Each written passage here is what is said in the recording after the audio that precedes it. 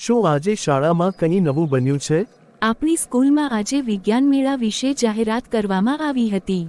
Yes, આપણે વિજ્ઞાન મેળામાં ચોક્કસ ભાગ લઈશું. હવે આપણે કાલે મળીશું. Good night. શું તે કોઈ વિજ્ઞાનલક્ષી નમૂનો તૈયાર કર્યો? હા ચોક્કસ, મેં આપણા બંનેનો સમૂહમાં રોબોટ બનાવ્યો છે. મને ખબર છે એ જોઈને સૌ લોકો, વિદ્યાર્થીઓ, શિક્ષકો, પ્રિન્સિપલ વગેરે આશ્ચર્યચકિત બની જશે અને તે રોબોટના વખાણમાં લાગી જશે.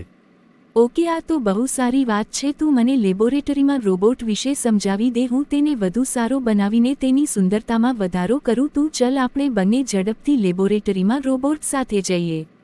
મેં રોબોટમાં બધા સુધારા કરી દીધા છે. હવે તે સ્પર્ધામાં લઈ જવા માટે તૈયાર છે. મને લાગે છે કે પહેલું ઇનામ આપણે જ જીતીશું. તો ચાલો રોબોટને લઈને મેળામાં જઈએ. તું વિજ્ઞાન મેળા માટે ચા? હું પ્રિન્સિપલ સરને મળીને આવી રહ્યો છું. સર, જો તમારી પરવાનગી હોય તો શું હું અંદર આવી શકું છું? હા હા, કેમ નહીં. તું અમારો હોનહાર વિદ્યાર્થી છે. વિજ્ઞાન શિક્ષક વિયાનભાઈ કહેતા હતા કે આકાશે વિજ્ઞાન મેળામાં ભાગ લીધેલ છે. હા હા સર, મેં રોબોટ બનાવ્યો છે. મને વિશ્વાસ છે કે તે પ્રથમ 3 ઇનામમાં સ્થાન પામશે અને આપ શ્રી જ મને આ વિજ્ઞાન નમૂના બદલ ઇનામ આપશો. આ રોબોટ મેં અને અભિનવ બંનેએ બનાવેલ છે. વિજ્ઞાન મેળામાં જઈ રહ્યો છું, તમે આવજો. જો તારે વિજ્ઞાન શિક્ષક વિયાનભાઈની મદદ કે તેમના મંતવ્ય જોતા હોય તો હું તેમને બોલાવી અને તને માર્ગદર્શન પૂરું પાડી શકો છું. ના ના સર, મારો રોબોટ તૈયાર છે. હું રોબોટને લઈને વિજ્ઞાન મેળા માટે રવાના થઈ રહ્યો છું.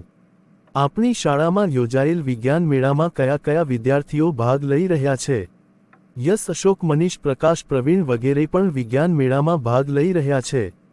હવે વિજ્ઞાન મેળો સમાપ્ત થયેલ છે. ઇનામ વિતરણ કાર્યક્રમ શરૂ કરું છું. બધા જ વિદ્યાર્થીઓ, શિક્ષકો, વિજ્ઞાન શિક્ષકો તથા વાલીઓ, હવે તમારી જિજ્ઞાસાનો અંત કરવા જઈ રહ્યો છું. પ્રથમ ઇનામ છે આકાશ અને અભિનવને, જેમણે રોબોટ બનાવેલ છે જે ખૂબ જ સરસ અને વખાણ કરવા લાયક છે. તો આકાશ સ્ટેજ પર આવશે. સર, તમારો ધન્યવાદ. ઇનામ આપવા બદલ અભિનંદન તથા વિજ્ઞાન શિક્ષક વિયાનભાઈને માર્ગદર્શન માટે ધન્યવાદ. તો તમામ શિક્ષકો આ પ્રથમ ઇનામના અધિકારી છે. Thank you.